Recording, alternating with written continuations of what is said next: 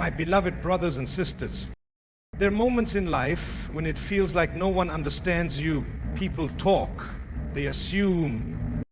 But let me tell you something powerful today. Sometimes silence is the greatest response. Silence is not weakness. It is not defeat. It is a form of strength, a should of dignity. The Prophet said, whoever believes in Allah and the last day, let him speak good or remain silent. Why? Because silence protects you from sin, from regret, and from unnecessary drama. Sometimes Allah is teaching you through the silence. He is teaching you self-control. He is teaching you to trust Him more than you trust the opinions of people.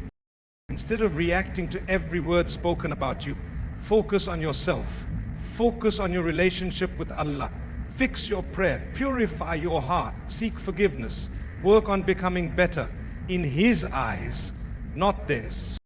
My brothers and sisters, the reality is, people don't control your destiny. Allah does. No one can block what Allah has written for you. So why waste your energy fighting battles that are already handled by the one who sees everything? Sometimes Allah isolates you to prepare you. He distances you from others so you can finally hear Him. And in those quiet moments where no one is watching, that's where the real growth happens. Be patient, keep making du'a, even when nothing seems to be changing, because something is changing, you just can't see it yet.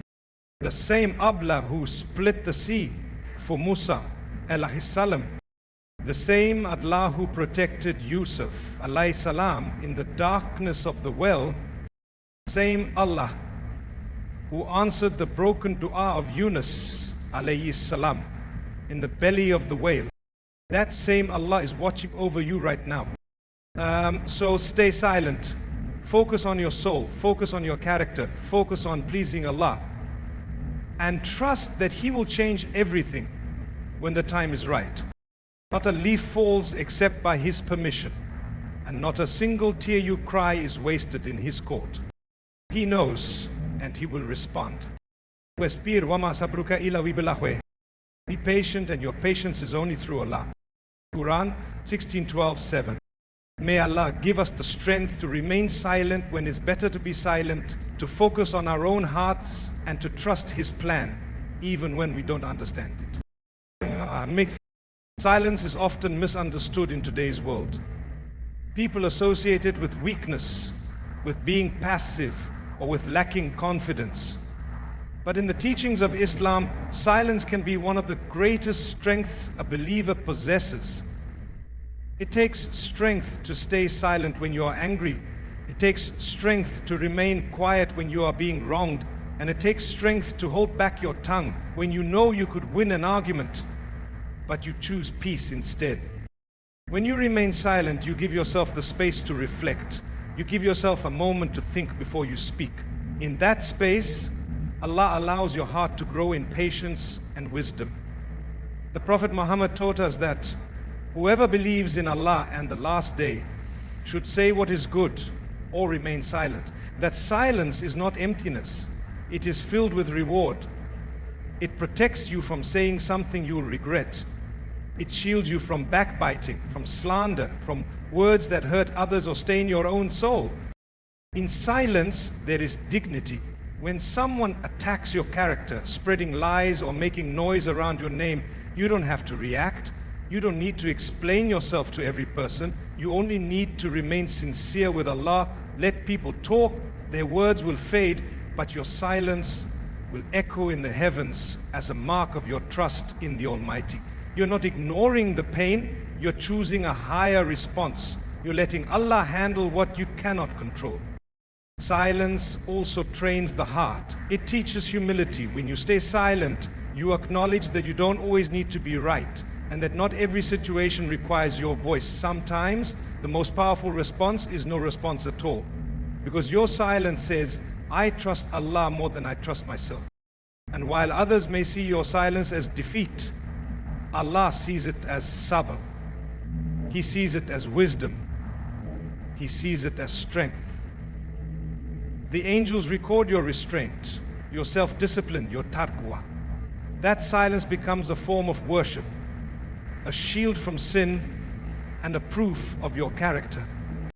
So when the moment comes, when you feel the urge to speak out in anger, to respond to falsehood, to prove a point, pause, breathe, remind yourself, true strength is not in the volume of your voice, but in the control of your tongue. Let your silence be louder than their noise, and trust that Allah sees it all, and He will take care of the rest. Self-accountability, or Muhāsabah, is one of the most powerful qualities a believer can develop. It is the practice of looking inward before pointing outward. Instead of blaming the world, the people around you, or even the circumstances, you ask yourself, where do I stand with Allah?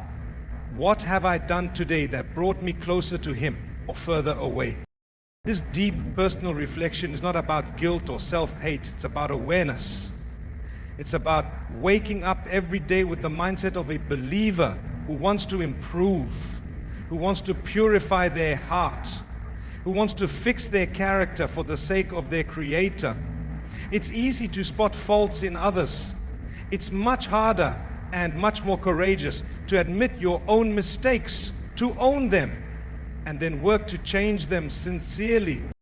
When a person holds themselves accountable, they don't wait for reminders from others to start doing the right thing. They are constantly evaluating. Did I pray on time? Was I sincere when I gave that advice? Did my words hurt someone today? Did I look at something I shouldn't have? This constant checking of the heart keeps you humble. It keeps you grounded. It reminds you that you are not perfect, but you are striving. The companions of the Prophet were deeply committed to Muhāsabah. They feared becoming arrogant or slipping into hypocrisy. Even though they were promised Jannah, they would still cry in prayer, still worry about the condition of their hearts, still ask Allah for forgiveness multiple times a day. That level of self-awareness is a sign of true faith. It's not that they doubted Allah's mercy. They just never became comfortable with their own deeds. Self-accountability doesn't mean you walk around in shame. It means you walk with purpose. You know your weaknesses and you are actively working on them. You stop comparing yourself to others and start comparing yourself to who you were yesterday. Are you more patient? Are you more truthful? Are you treating your family with more kindness? These are the real measures of growth. One of the most dangerous mindsets is thinking that we are already good enough, that we don't need to improve, that pride is a barrier between us and the mercy of Allah. But the moment you admit your flaws, Allah opens the door to His forgiveness. The moment you take one step toward change, Allah brings guidance into your life. He sees your struggle, even if the world doesn't. No one else can walk your path. No one else will stand beside you when your deeds are weighed on the day of judgment. So take responsibility now. Be honest with yourself, even when it hurts. Catch the small sins before they grow. Clean your heart regularly and never stop asking Allah to help you become the version of yourself that He is pleased with. The one who holds themselves accountable in this life will be spared hardship in the next. Because Allah loves those who repent, those who return, those who admit their faults and ask Him to fix what's broken. So don't be afraid to look within, because the journey of change starts there. Avoiding toxic environments is not just a matter of emotional health, it is a spiritual responsibility. The people you surround yourself with, the places you spend your time in, and the atmosphere you allow into your life all have a direct impact on your heart. In Islam, the company you keep is a reflection of your values.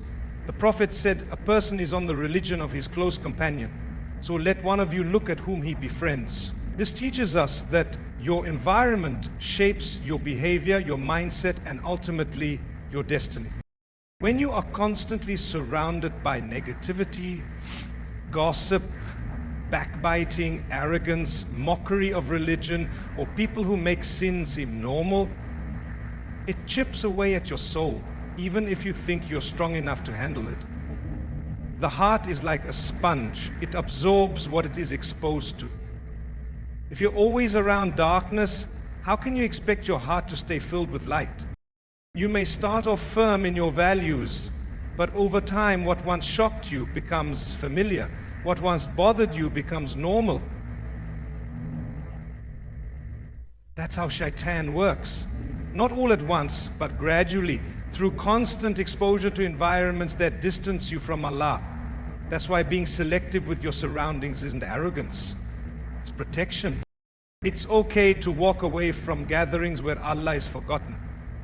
It's okay to distance yourself from friendships that pull you towards sin or waste your time. You're not being rude. You're being responsible. You're protecting your iman. Not everyone is meant to walk with you on the journey to Jannah. And that's fine.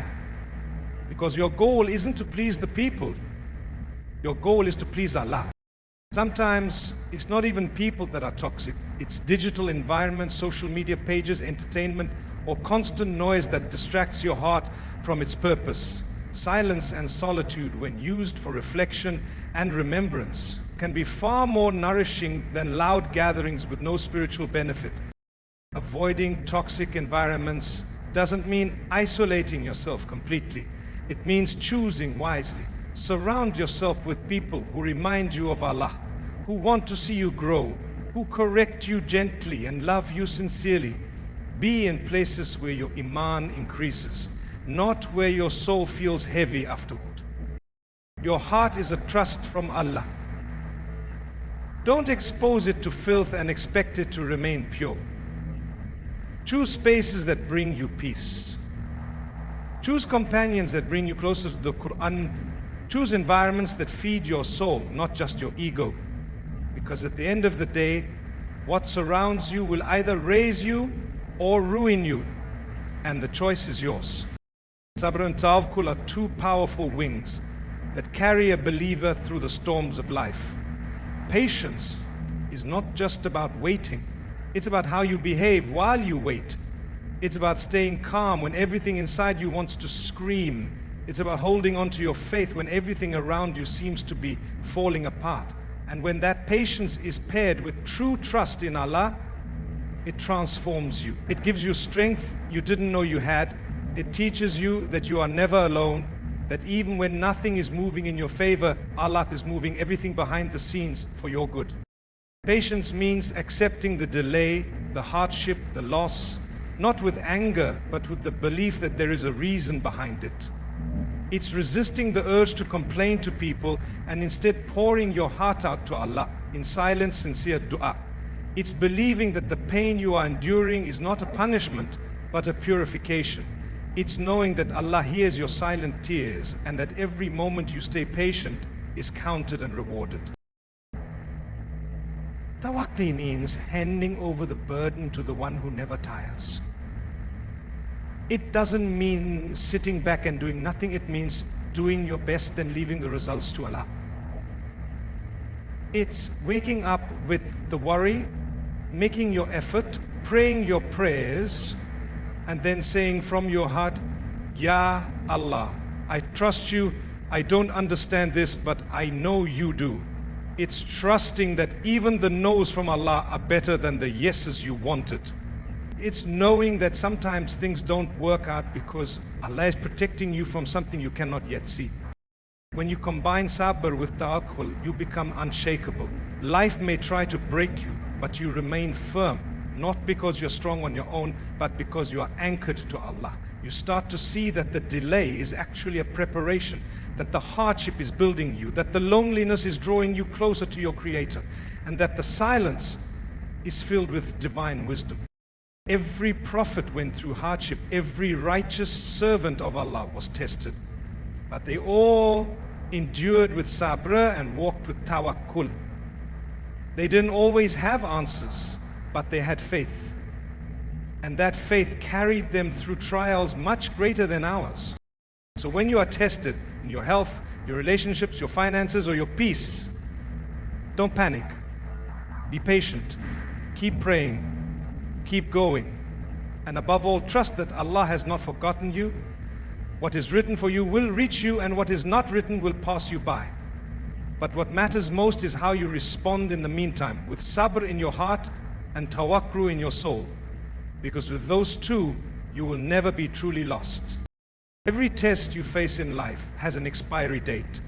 It may not feel like it when you're in the middle of the pain, when the days seem heavy and the nights feel endless, but nothing in this world lasts forever. Not the joy and not the sorrow. Just as ease comes to an end, so does hardship. This is the promise of Allah, a truth repeated in the Quran.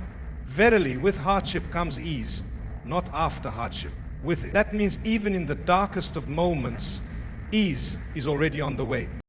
Tests are a part of life. No one is spared. Not the richest, not the most powerful, not even the most pious. The prophets, who were the most beloved to Allah, were tested the most. Why? Because tests are not signs of punishment. They are signs of love, signs of elevation, signs of purification.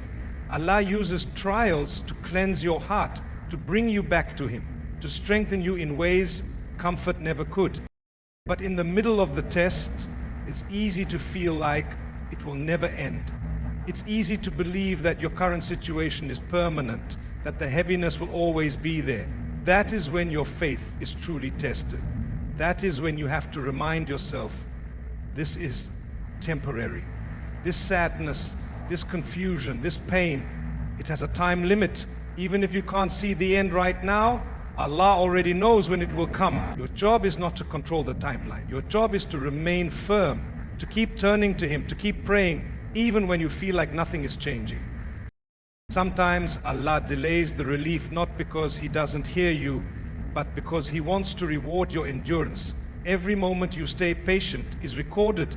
Every tear you cry in sujud is witnessed. Every time you resist complaining to people and instead whisper your pain to Allah, you are rising in His sight. And the more painful the test, the greater the reward if you stay firm. There will come a day when you look back and realize that the very thing you thought would break you actually built you. The very situation you prayed would go away was the one that brought you closer to Allah. And the people who walked away during your hard times were removed for a reason. Allah never takes without giving. He never closes a door without preparing a better one. But He teaches you patience through the wait. So don't let the temporary hardship fool you into thinking your life is stuck. It's not. You are simply being tested, molded, and prepared. The difficulty you face today has an end date already written. And when it ends, and it will, you'll see that every second you held on was worth it. Because Allah doesn't test you to break you, He tests you to raise you. There is something deeply powerful about making du'a in solitude. When you're alone, away from the noise of the world, and you raise your hands or place your forehead in sujud, whispering your pain, your hopes, and your secrets to Allah. That moment is unlike any other. It's pure, it's sincere, it's unfiltered. There's no performance, no pressure, no need to impress anyone. It's just you and your Lord, the one who knows every thought in your heart, even before you speak it. Du'a made in solitude is a sign of a heart that truly believes. Because when no one is watching and you still choose to turn to Allah, that's real connection. That's when the bond becomes strong. It's easy to remember Allah in public or during a gathering, but it takes a different level of sincerity to cry out to Him when you are alone, especially when no one else knows what you're going through. There's a reason some of the most powerful du'as in the Quran came from people who were isolated. Yunus alayhi salam, in the belly of the whale, alone in darkness, called out, La ilaha il anta subhan. That du'a saved him. Musa alayhi salam, alone and in fear, called upon Allah, and Allah responded. Maryam alayhi salam, giving birth in solitude, cried out in desperation, and Allah sent her comfort. Their solitude was not abandonment, it was divine closeness. Sometimes Allah isolates you not to punish you, but to hear your voice more clearly. When the world turns away, when no one seems to understand, that's when Allah is drawing you toward Him. He wants you to speak to Him, not just with your lips, but with your heart. He wants you to break down, to release everything, to pour your soul into that du'a, because no one can carry your burdens like He can. No one can respond the way He does. The beauty of du'a is that there are no rules about when or where. In the middle of the night, in your room, on your drive, during wudu, before sleep, any moment can become sacred if you fill it with sincere du'a.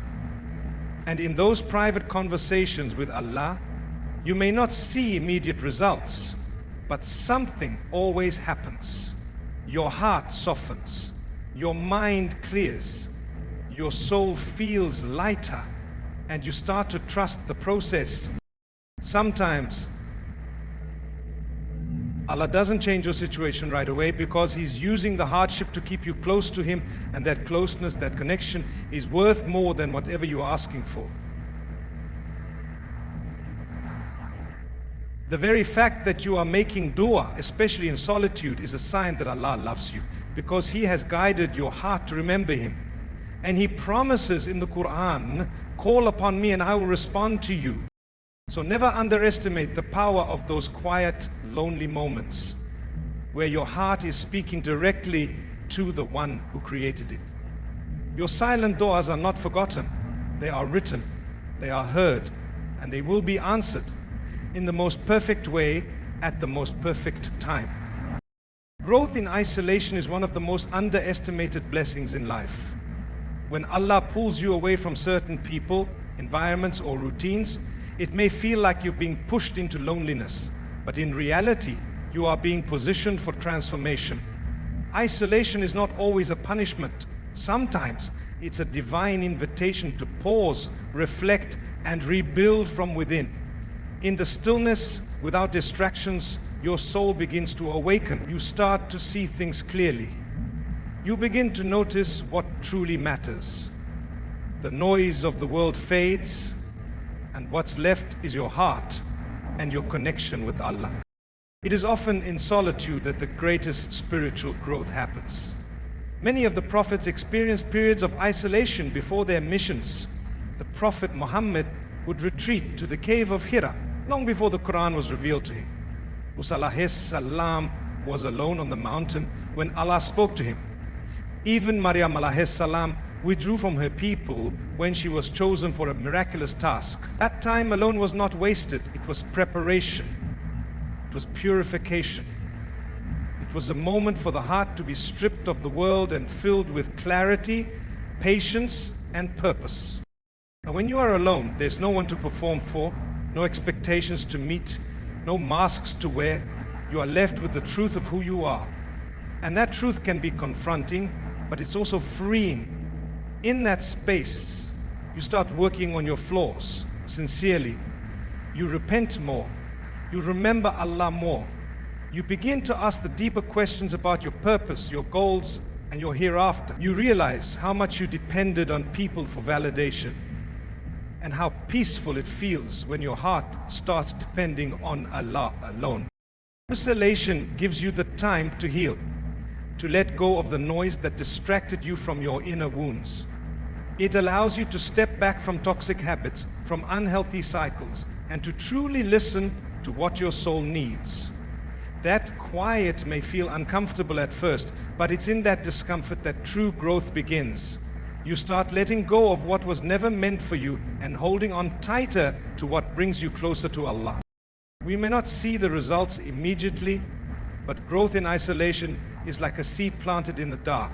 No one sees it, but deep underground it's taking root, it's being nourished, and one day it breaks through the surface stronger and more beautiful than before. That's you.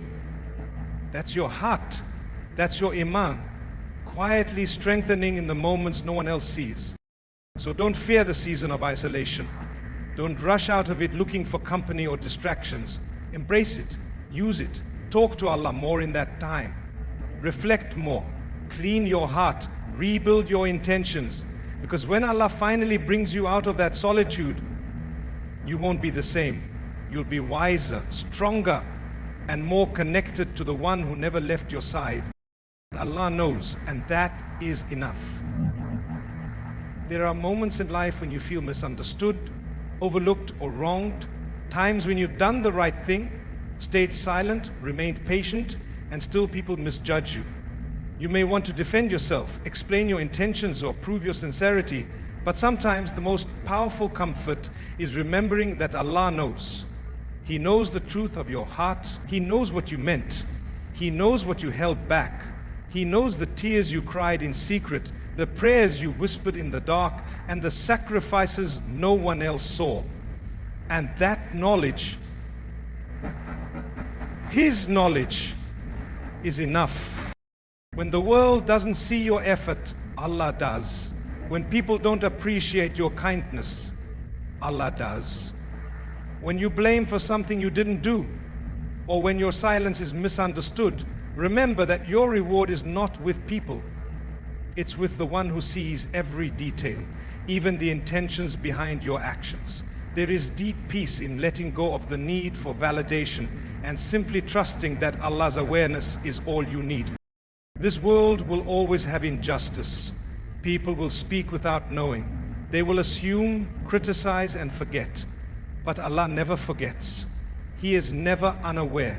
Not even the weight of a mustard seed escapes His knowledge. You may be silent now, but your silence is recorded.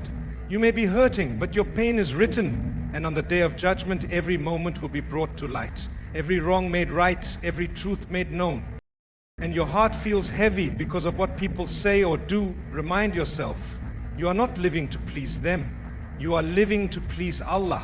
And if He knows you tried, if He knows you were sincere, then you have already succeeded. There is no need to carry the burden of proving yourself to people who may never understand. Allah understands. Allah sees. Allah is the best of judges.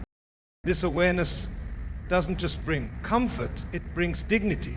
It allows you to walk away from arguments, to forgive quietly, to let go of the need for revenge. It allows you to do good even when it's not appreciated, to keep praying, helping, giving, even when no one thanks you, because you know your reward is secure. Allah has written it, and He never loses track. So when you feel invisible, taken for granted, or betrayed, don't let it break you. Let it bring you closer to Allah. Let it remind you that your worth was never in their eyes, it was always in His. And if Allah knows, then truly that is enough. In the end, this journey of silence, solitude, and sincerity is not one of weakness, it is one of strength. When you choose to stay silent instead of reacting, when you focus on your own growth instead of comparing yourself to others, when you seek Allah in isolation rather than seeking comfort in the world, you are walking a path of deep spiritual maturity. Every test, every tear, every private du'a, every patient moment, none of it is wasted. Allah sees it all. He hears you when no one else does. He knows what you're holding inside. And He promises that no effort done for His sake will ever be lost. So keep going. Stay quiet when needed. Focus on your heart. Let the world say what it wants. You're not living for their praise or their approval. You're living for Allah. And when you trust Him fully, rely on Him completely, and continue striving silently, He will change everything in ways you never imagined. Your silence will speak on the day of judgment. Your patience will shine, and your hidden efforts will be rewarded openly. Stay silent, focus on yourself. Allah will change everything. That is not just a statement, it's a promise from the Most Merciful, and His promises never fail. Thank you, everyone.